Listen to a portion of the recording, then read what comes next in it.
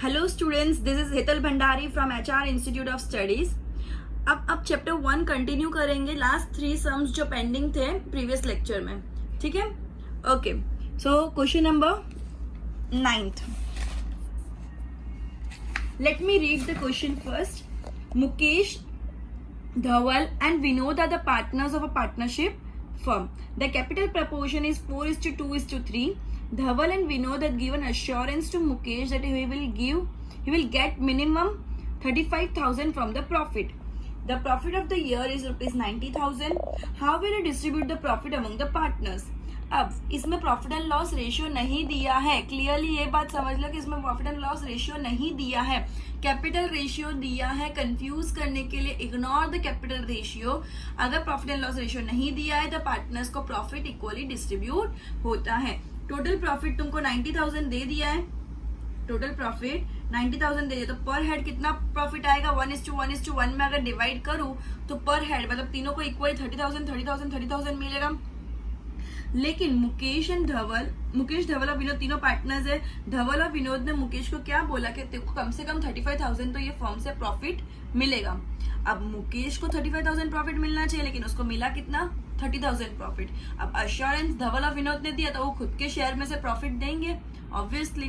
अब profit and loss ratio 1:1 है, मतलब सबके पार्टनर्स के प्रॉफिट इक्वल है मतलब जो 5,000 कम पड़ रहे हैं वो भी इक्वली धवल और विनोद मुकेश को देंगे। तो 5,000 कम पड़ रहे हैं तो 5,000 अपन क्या करेंगे? डिविजिबल प्रॉफिट सबसे पहले अपन ने तीनों में 30,000 डिवाइड कर दिया।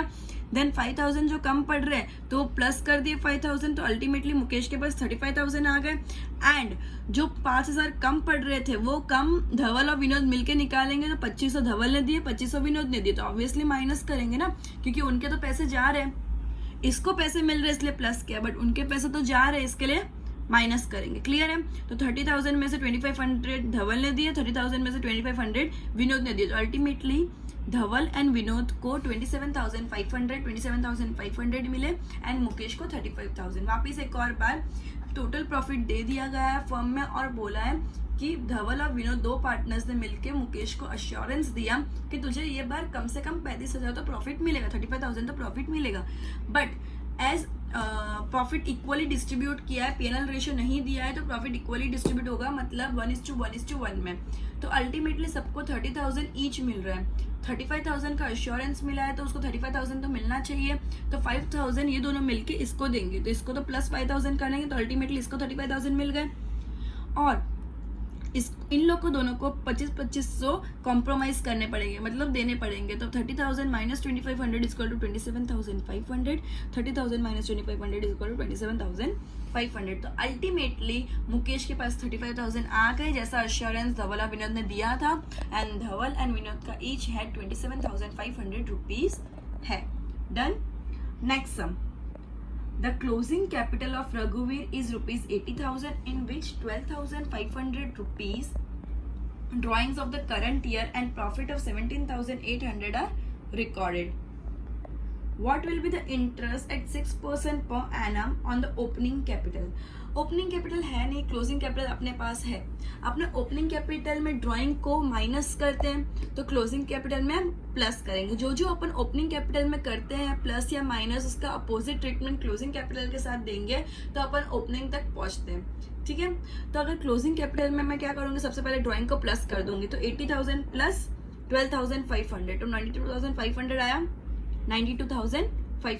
अब डिविजिबल प्रॉफिट को हमेशा कैपिटल में ऐड करते हैं तो वो ओपनिंग में ऐड करते हैं तो क्लोजिंग में माइनस करेंगे। जो जो ओपनिंग में ऐड करते हैं वो क्लोजिंग में माइनस करेंगे, और जो ओपनिंग में माइनस करते हैं वो क्लोजिंग में ऐड करेंगे।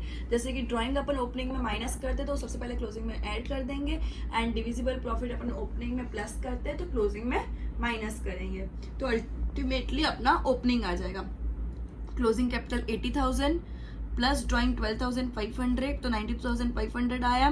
उसमें से डिविजिबल प्रॉफिट माइनस कर देंगे 17,800, तो अल्टीमेटली अपना ओपनिंग कैपिटल कितना आया?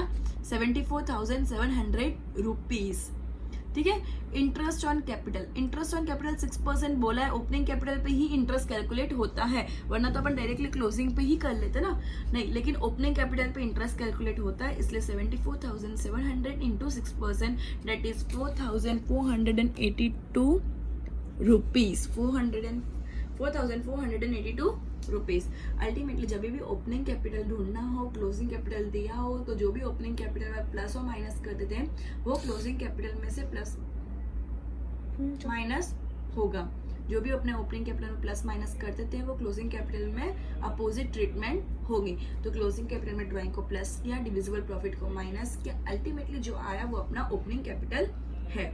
एंड ओपनिंग कैपिटल पे अपन इंटरेस्ट डायरेक्टली कैलकुलेट कर सकते हैं, इसलिए interest on capital is equal to 74,700 into 6% that is 4,482 rupees.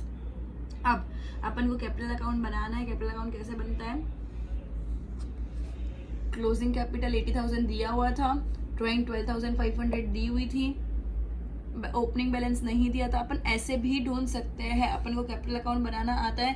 Capital account के अंदर ड्राइंग ये साइड होता है, बैलेंस कैरी फॉरवर्ड भी ये साइड होता है। ये बैलेंस कैरी फॉरवर्ड है, ये बैलेंस ब्रॉट डाउन है। एज कैपिटल क्रेडिट बैलेंस है तो उसका balance brought down credit side होगा। तो 74,700 ये तो अपने बैलेंसिंग फिगर ढूंढना है। सबसे पहले अपने पास ये दोनों हैं, ड्राइंग्स है, क्लोजिंग कैपिटल है, डिविजिबल प्रॉफिट ये साइड होता है। ये दोनों को प्लस करके अगर इसको माइनस करेंगे तो अल्टीमेटली अकाउंट वाइज भी अपन कैलकुलेट कर सकते हैं। जो भी करो दोनों इजी है, तुम लोग को जो कंफर्टेबल लगे वो कैलकुलेशन प्रीफर करना, ठीक है। ये ऑल्टरनेट मेथड है। Okay now, okay so question number 11, A, B and C are the partners sharing P&L in equal proportion, मतलब profit and loss in equal proportion, मतलब प्रॉफिट एंड लॉस रेशियो क्या हुआ? 1:1:1। That total capital is of ₹4,50,000, मतलब total capital दे दिया है उनका। अब capital का प्रपोर्शन भी दे दिया है। The proportion of capital is 1:3:2, मतलब कैपिटल किस रेशियो में डिवाइड करना है वो रेशियो भी दे दिया। Capital ratio and PNL ratio में कंफ्यूज मत होना।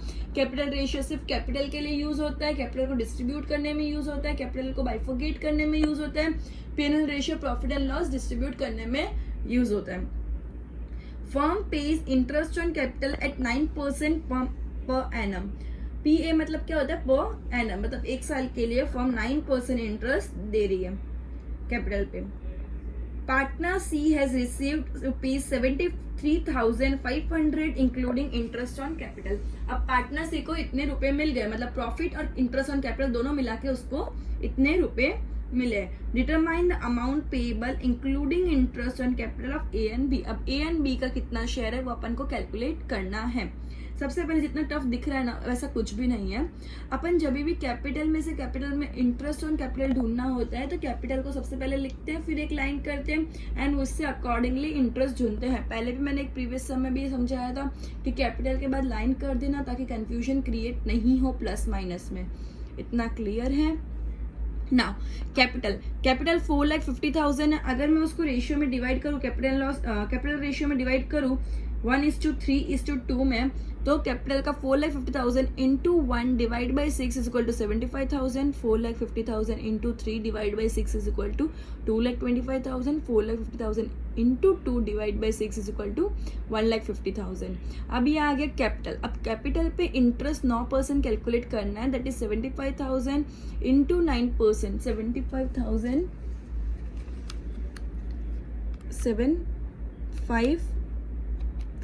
Into 9%, that is 6,750। अकॉर्डिंगली तुमको तीनों पार्टनर्स का कैलकुलेट करना है interest on capital, that is 6,750 rupees, 20,250 rupees, 13,500 rupees. ये आ गया इंटरेस्ट ऑन कैपिटल। अब तीसरी पार्टनर का अपन को पता है कि उसको प्रॉफिट के साथ एक्चुअली कितना अमाउंट मिला है, तो अपन इंटरेस्ट ऑन कैपिटल में प्रॉफिट ऐड करना है एंड अल्टीमेट जो अमाउंट है, अल्टीमेट अमाउंट सी पार्टनर का 73,500 है, तो उसमें से अगर अपन इंटरेस्ट ऑन कैपिटल माइनस करेंगे तो प्रॉफिट पता चल जाएगा कितना प्रॉफिट इसको मिला है। तो एग्जैक्टली अपन यही करेंगे, 70,500 में से 13,500 माइनस कर देंगे, मतलब 60,000 अपना प्रॉफिट आया। 60,000 अपना प्रॉफिट सी पार्टनर का आया। अब क्या लिखा है, P&L रेशियो इक्वल है, इक्वल है मतलब तीनों पार्टनर्स का प्रॉफिट इक्वल होगा, मतलब तीनों पार्टनर को सेम वही प्रॉफिट मिलेगा जो सी को मिला है, ए और बी को भी वही प्रॉफिट मिलेगा ना जो सी को मिला है, तो ए एंड बी को भी एक्जैक्टली वही अमाउंट मिलेगी, दैट इज ₹60,000। अब 60,000 अपन इन दोनों में भी रिकॉर्ड कर देंगे, इसमें और इसमें, ए को भी 60,000 प्रॉफिट, बी को भी, क्योंकि सी को 60,000 मिला है। ये समझ आया ना, 70,500 क्लियर दे दिया था कि इतना सी को टोटल अमाउंट मिला है, जिसमें से इंटरेस्ट इतना है तो प्रॉफिट बाकी का होगा 70,500 में से इंटरेस्ट माइनस कर 13,500, तो 60,000 प्रॉफिट मिला। वही प्रॉफिट इक्वली है तीनों का, तो तीनों को सेम मिलेगा, तो इसको भी 60,000, इसको भी 60,000, तो 20,250 plus 60,000 is equal to 80,250 rupees. Excuse me, 6,750 rupees plus 60,000 is equal to 66,750 rupees. तो अल्टीमेटली ए को मिल रहा है 66,750 रुपीज, बी को मिल रहा है 80,250 रुपीज एंड सी को मिल रहा है 70,500 जो ऑलरेडी दिया हुआ था। अब ये चैप्टर ये सम के साथ एंड करते हैं। Good bye.